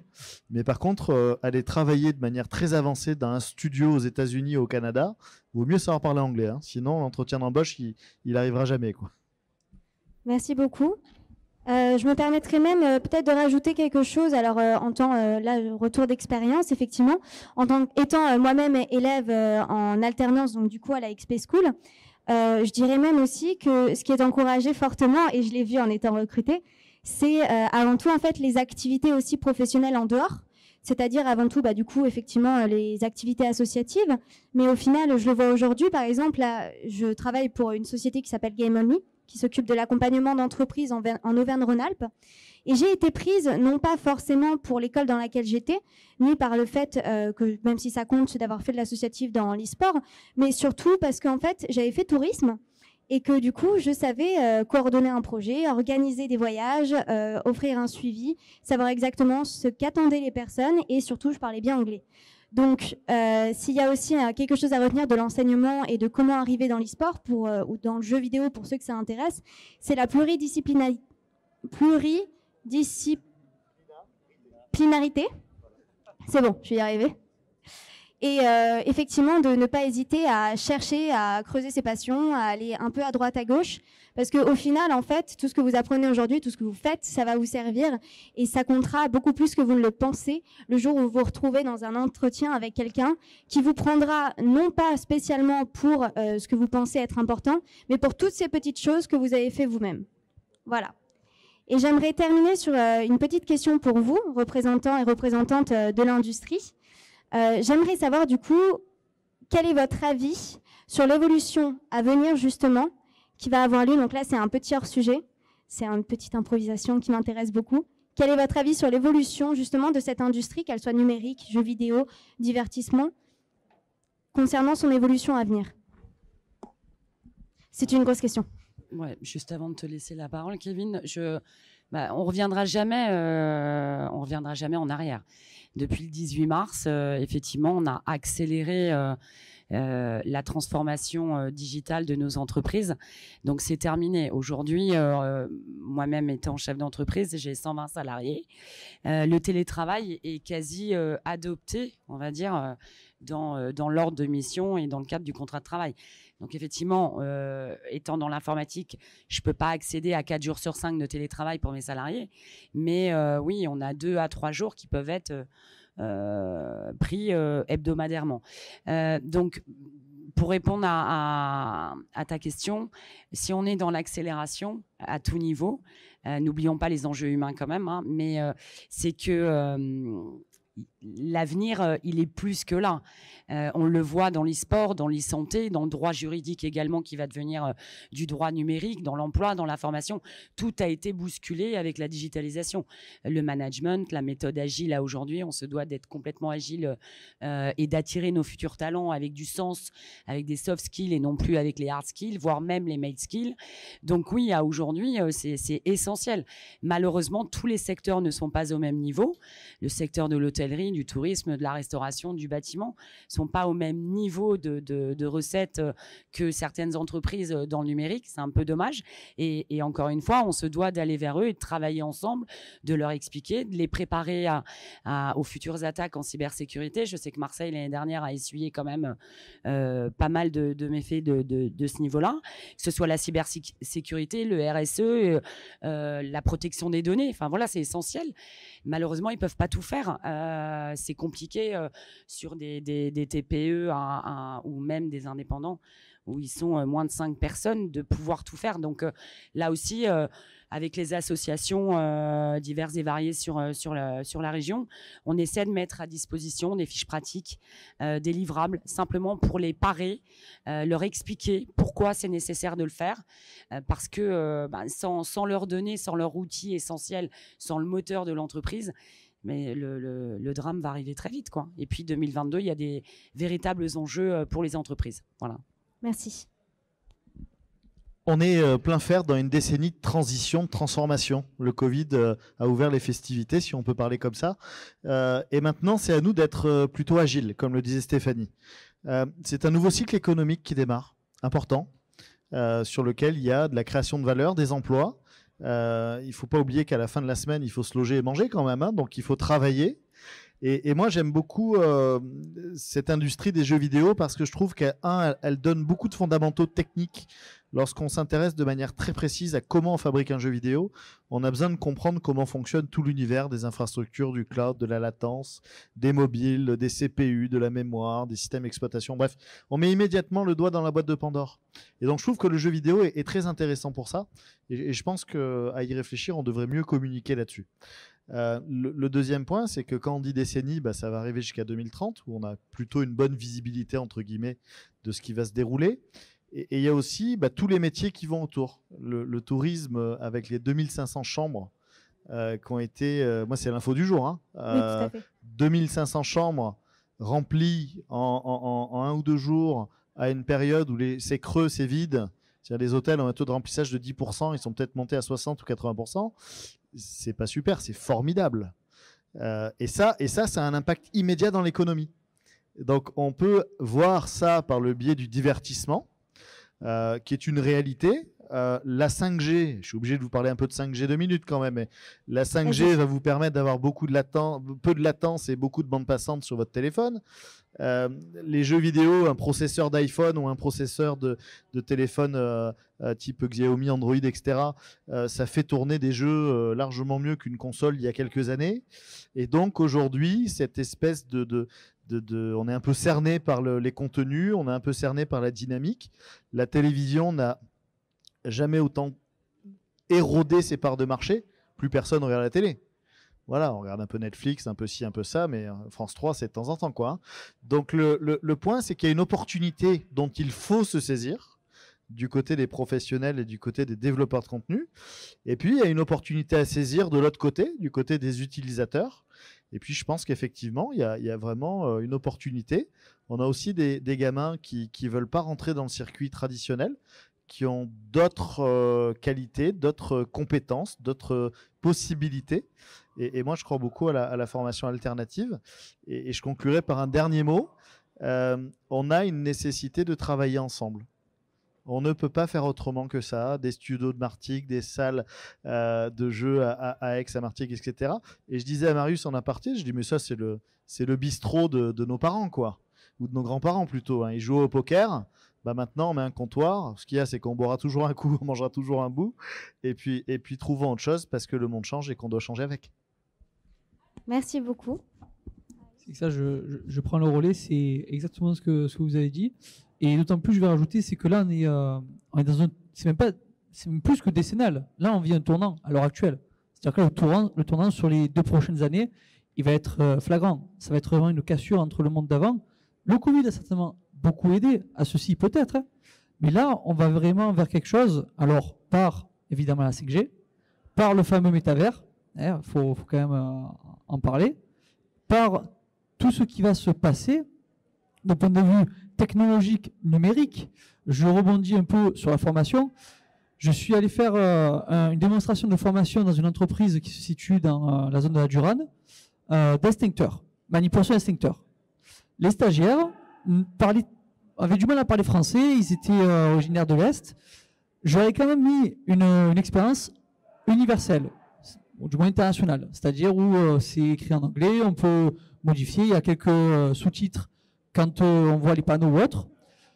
La personne qui m'a demandé de faire cette intervention, une semaine après, est venue me voir et me dit « Marius, franchement, c'est extraordinaire. Tous les ans, on fait la formation sur PowerPoint ou en manipulation ou autre. Ils ne retiennent jamais le triangle du feu. Ne serait-ce que ça. Triangle du feu, c'est comburant, combustible, énergie d'activation. Tu es venu, 10 minutes, tu leur as mis le casque sur la tête, ils ne font que de me parler de ça. Tellement qu'ils sont fiers de l'avoir retenu.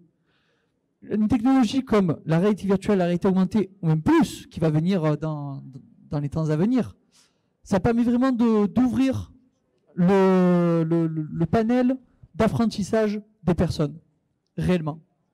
On parlait aussi du coup des phases, donc maternelle, primaire, collège, lycée ou autre. Cette mise en situation dans les serious games, par exemple, permet aussi d'avoir la manipulation, qu'elle soit à travers une manette, comme par exemple là on manipule des pistolets, on peut manipuler des extincteurs, on peut manipuler une lance, on peut manipuler des outils, on peut manipuler une planche de cuisson, on peut tout manipuler, que ce soit par une manette ou par des objets, on va dire haptiques, intégrés dans l'expérience.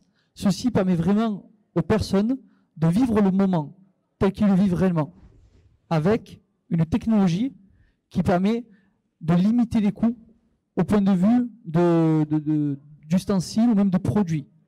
Et donc c'est bon aussi pour l'économie, mais aussi pour la planète. Car à l'heure actuelle, le tournant aussi majeur n'est pas que technologique, c'est aussi environnemental. On est en plein dedans. Les chiffres sont réels, ils commencent à être affolants, et la technologie va peut-être pouvoir aider à aller contrer ces chiffres-là. Merci beaucoup. Alors, oui, vas-y Sylvain. Alors, moi, je voudrais rajouter quelque chose. Alors, je suis totalement d'accord avec ce que vous avez dit. Du coup, je vais prendre un autre, je vais aller sur un autre sujet. Potentiellement, il y a des futurs étudiants qui vont pouvoir s'intéresser à soit à XP School, soit à Exinov, soit à d'autres écoles. C'est pas un problème.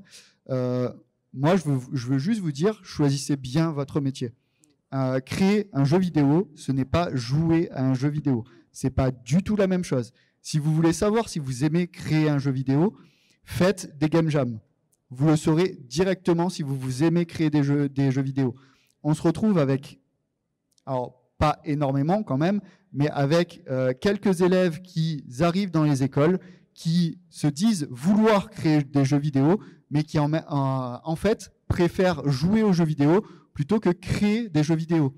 Et en vrai, ça serait bête de gâcher une année alors que vous pouvez partir par exemple directement sur de l'e-sport, directement sur du marketing ou sur une autre formation et donc ne pas perdre une année directement. Donc renseignez-vous bien par rapport à ça. Voilà, merci. Merci. Je vais passer, alors pas au point suivant parce qu'on l'a déjà abordé et on arrive aux questions. Donc je me permets, je vais juste passer rapidement ce point-là qu'on a déjà abordé et j'aimerais maintenant laisser la parole effectivement au public, aux personnes qui peut-être souhaiteraient pouvoir poser leurs questions. Si vous en avez, on va vous faire passer un micro dans la salle. N'hésitez pas à lever haut le bras comme ça JY qui est juste là pourra vous le donner. Merci. Bonjour, déjà merci pour la présentation, c'était super intéressant, vraiment merci beaucoup. Et en fait, j'ai pas... Oui ? Bien collé ? Désolé, merci. J'ai quelques questions. La première, c'est au début, on parlait des collectivités, et j'ai un très bon ami à moi qui est juste derrière, ça doit faire partie de ceux qui gueulent, à mon avis, qui justement gère une association d'e-sport qui quand même avoir un petit essor, et je l'aide des fois et on rencontre énormément de difficultés justement à vendre des petits tournois ou des petites animations sur les mairies, sur les collectivités. Je parle peut-être pas sur les grandes collectivités, je dirais que Aix-en-Provence reste assez ouverte, mais on a déjà essayé sur les villages alentours, je peux citer Venelle, je peux citer Pérols, je peux citer Bouc, qui, juste à l'évocation de jeux vidéo, ferment les portes de suite. Et on a beau mettre en avant tout ce que vous disiez, on manque sacrément de légitimité à leurs yeux. Je veux dire, pour citer un exemple, sur Pérols en Provence, on essayait de vendre un tournoi, et ils nous ont sorti que c'était trop violent. Les jeux en question, c'était Mario Kart et Smash Bros. La carapace rouge, elle fait mal quand même. Ah oui, non, mais la bleue fait très mal, je suis d'accord avec vous. Alors, je me permets, si tu veux, tout ce qui est mairie, alors pas toutes les mairies, attention. Hein, non, mais, je sais pas toutes les mairies, mais là, c'est vraiment des exemples que j'ai pu avoir l'occasion de rencontrer. Oui, c'est vraiment, on n'a même pas droit de parler, de vendre notre chose. Bah, moi, j'ai pris si tu veux, j'ai connu ce côté anti-jeu vidéo, je dirais, ou quelque chose de politiquement qui leur plaît pas tellement. Et j'ai changé ma présentation en me basant sur le foot, tout simplement. C'est-à-dire que je leur dis, vous avez bien un club de foot, vous faites des tournois de foot, et ben là c'est pareil, on va faire un tournoi de jeux vidéo qui va rassembler des jeunes comme un tournoi de foot, mais à la place qu'ils soient chez eux, ça crée un lien social. Après, il parle de violence de jeux vidéo, c'est qu'il s'est pas tellement intéressé au sujet même, je pense. Parce que bon, Mario Kart, tout le monde le connaît. Pas qu'il y ait de violence dans Mario Kart. Il n'y a pas beaucoup de risques. Hein. Peut-être âgé beaucoup, mais... Je pense que c'est je dirais la vieille génération qui diabolise le jeu vidéo et du coup, dès qu'ils entendent jeu vidéo, c'est c'est le fou qui attire la carabine, c'est les attentats, c'est machin. Et ils ont gardé cette image négative du jeu vidéo et ils n'ont pas forcément été chercher le côté positif qu'ils pouvaient attirer. Je pense qu'il faut rendre l'événement, le projet sexy aussi. Effectivement, là, on détourne un peu le sujet avec le foot, mais ça peut être autre chose. Je reviens sur ce que tu disais. Je pense que Venelle, ça fait longtemps que tu n'y es pas allé, parce qu'aujourd'hui, on a quand même un maire à Venelle qui est un peu à 100% numérique. Je suis resté à l'ancien qui sert. Je suis resté à l'ancien qui... Voilà. Donc, un petit conseil, tu peux y retourner, parce qu'il est, il est super dynamique et il est en charge du numérique sur toute la région. Donc, on le connaît, il connaît toutes les assos et effectivement, tout ce qui est filière du numérique et certainement e-sport, j'imagine, il sera carrément ouvert. Donc, oui, ça se travaille. C'est pas parce que les portes ont été fermées une fois qu'il faut pas y retourner. Preuve en est, tu vois, je te le dis, Venelle, tu peux y retourner sans problème, quoi. Voilà. Justement, je voudrais rebondir sur le football. Parce qu'on a eu à peu près la même idée que vous, savoir qu'un très bon collègue à nous s'occupe justement de travailler au Krebs et s'occupe vraiment de la gestion des jeunes dans les petites équipes, tout ça. Et c'est grâce à lui qu'on avait pu présenter ça, il nous avait aidé pour la maquette. Donc c'était justement grâce à ça, le football, justement le sport et l'e-sport sont pas du tout incompatibles sur ça. Mais le problème vraiment, comme je dis, c'est qu'on manque d'appui, c'est dès qu'on arrive, on a beau arriver avec un dossier bien fait, voilà. Et c'est pour savoir si les collectivités autres pourraient nous aider sur ce point-là, surtout. Notamment la Chambre de commerce qui a mis en place la Maximus. On vous félicite encore. Hein. C'est très difficile pour la Chambre de commerce de se substituer au maire des communes. Nous, ce qu'on a fait, malgré tout, on a fait, je crois, je ne sais plus en tête, je pense 30 étapes à peu près dans la Maximus Cup, dans différentes villes et villages. Chaque fois, par contre, on s'est appuyé sur une association locale. Vous venez de le dire, le sport et l'e-sport ne sont pas incompatibles. Pour moi, ils sont complémentaires. C'est bien loin d'être incompatible. On s'est appuyé chaque fois, quand on est venu avec notre événement dans la salle des fêtes d'une commune, sur une association sportive locale. Donc à Graveson, on est venu avec le foot. À Tarascon, on est venu avec le club de tennis de table, etc. Chaque fois, on est venu comme ça, avec la double casquette, sport et e-sport. Et je pense que c'est une démarche à avoir aujourd'hui, parce que même les clubs de sport seront demandeurs de partager un événement avec vous, parce que pendant le confinement, les ados qui ont déjà tendance à se détourner un peu du sport, là, le sport s'est arrêté, les entraînements sont arrêtés, etc. C'est très difficile de les faire reprendre. Par contre, ils ont continué à jouer aux jeux vidéo. Donc, si vous allez voir une association sportive et que vous allez faire un événement ensemble dans une salle communale, je pense que vous aurez beaucoup plus de facilité à rentrer et tout le monde y retrouvera son compte. Et je te conseille aussi d'aller chercher des gros partenaires. Voilà, il y a des partenaires aujourd'hui dans la région. Enfin, nous, on travaille aussi avec, par exemple, l'association le club de volley de Venelle, c'est ça. On a réussi à mettre, et ils font des super événements, et on a réussi à mettre des partenaires, par exemple, comme je devrais pas les citer, mais comme Pernod Ricard, comme voilà, qui ont des contrats à l'année avec ces assos. Et franchement, ça met du poids ensuite quand tu vas présenter ton dossier. Et en termes de communication, cette asso aussi, elle est assez remarquable sur tous les réseaux sociaux. Ça met beaucoup de poids et c'est plus facile derrière pour aller chercher de l'aide auprès d'une collectivité. Merci beaucoup.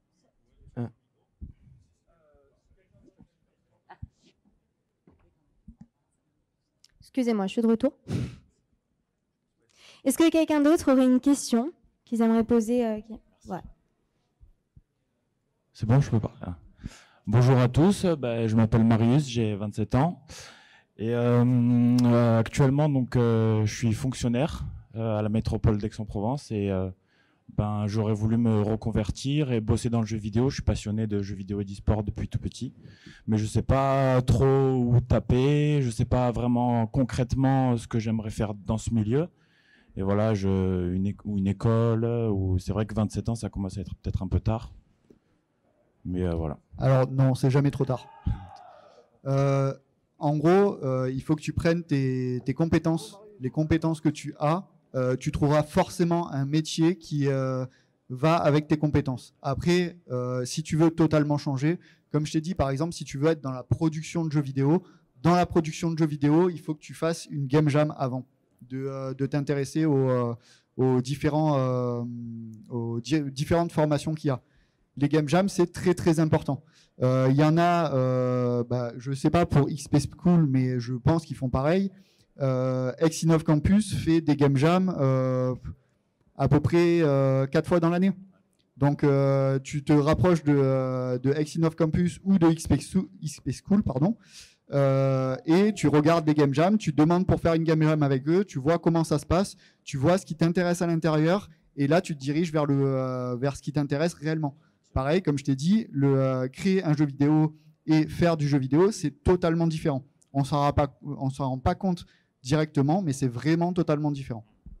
Donc voilà, après c'est toi, qu'est-ce que tu veux faire? Si tu préfères le marketing, tu peux aussi aller dans le marketing, c'est pas un problème. Innov XP, mais on peut rajouter Campus Academy aussi sur Aix, dont Pierre Châtelain est aussi professeur là-bas sur l'IGEM. Donc voilà, tu as de quoi faire, quoi. Et il fait partie de la commission e-sport également.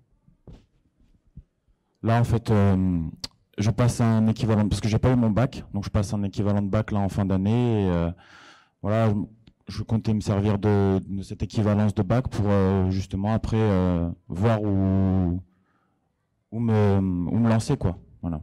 T'as dit que tu avais 27 ans, c'est ça? Ouais, 27. J'ai un élève actuellement qui en a 26 et qui, dans 3 ans, sort. D'accord. Donc, t'es pas... Ouais. Il n'y a pas de problème. Et il y a les formations qui commencent en janvier aussi. Ouais. Ok, merci beaucoup pour tous ces renseignements. Valérie, tu voulais rajouter quelque chose peut-être? Non, en effet, la seule chose que j'aurais pu rajouter, c'était... Merci. Oui. Donc oui, la seule chose que j'allais pouvoir rajouter, c'était en effet de voir vers quoi tu as envie d'aller. En sachant vers quoi tu as envie d'aller, on pourra t'accompagner sur la meilleure solution pour pouvoir justement te permettre d'atteindre ton objectif. Ça peut être des solutions qui peuvent être très différentes en fonction de ce vers quoi tu tends. Justement, on parlait tout à l'heure de la partie technique. C'est très différent de vouloir créer un jeu vidéo, mais c'est aussi très différent de vouloir, je sais pas, faire du sponsoring avec des marques sur du jeu vidéo, ou de faire de la communication, ou d'être sur du contenu autour du jeu, faire de la critique, du test. Enfin voilà, il existe vraiment énormément de métiers. l'idéal serait d'avoir une idée, en tout cas, des prémices, même si c'est quelque chose qu'on affine évidemment en travaillant et en t'accompagnant, mais c'est d'avoir à minima une idée pour qu'on puisse creuser le sujet et pouvoir te proposer des solutions. J'ai Greg la régie. Oula, c'est un peu fort. J'aimerais savoir si je peux réagir aussi par rapport à ce que dit Sylvain et au jeune homme. Je peux? Oui. Non, non, pas du tout. Merci. Deux choses. Petit complément à Sylvain. J'étais dans la même école. J'étais étudiant de cette école-là et on a organisé en 2014 et 2015 des Global Game Jam. Je ne sais pas si c'est la même règle que les Game Jam, mais des personnes de n'importe où, donc des étudiants de chez nous, comme des gens qui travaillaient déjà, qui avaient 30, 40 ans, sont venus, qui ne sont pas de l'école et qui ont créé des groupes pour justement organiser un Global Game Jam pendant 48 heures, je crois, ou 72 48 heures. Voilà, donc tu n'es pas obligé de faire partie de l'école pour faire ça. Et, deuxième chose que je voulais aussi appuyer sur ce qui a été dit juste avant, je vais faire un parallèle avec le développement, parce que moi je suis développeur dans la vie. Je donne cours aussi à Innov, et j'ai eu des étudiants qui avaient 30-35 ans. Alors il n'y en a pas beaucoup, mais c'était ceux que je préférais parce que c'était justement les plus matures. Ils savent ce que c'est de vivre et de travailler pour vivre, et en principe ils sont motivés. Donc je trouve que tout ce qui est dans le digital, dans le numérique, et notamment ici, tout ce qui est jeux vidéo, que ce soit dans la pratique, le commerce, la communication, et la création, et d'autres, c'est ouvert à tout le monde. Donc il faut vouloir, pouvoir, et surtout savoir ce que tu veux faire. Donc notamment ce qui a été dit juste avant. Donc la Game Jam, je pense que c'est une bonne option en tout cas. Voilà. Est-ce que d'autres personnes ont encore des questions ou pas? Si ça n'est pas le cas, je vais vous inviter.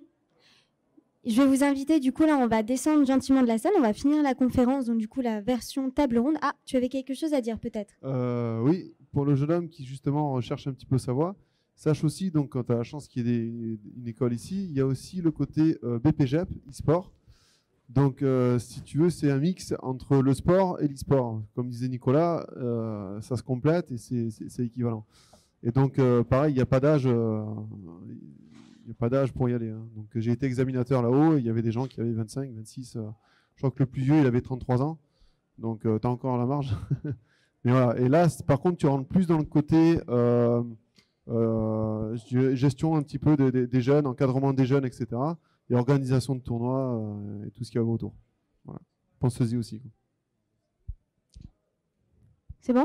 C'est bon, merci. Je te couperai plus la parole. Pas de souci. Donc du coup, on va pouvoir terminer la conférence et on va donc passer du format table ronde au format échange. Vous aurez donc du coup une dizaine de minutes où on sera au buffet, donc juste là.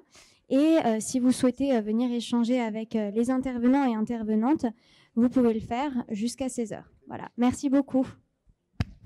Merci.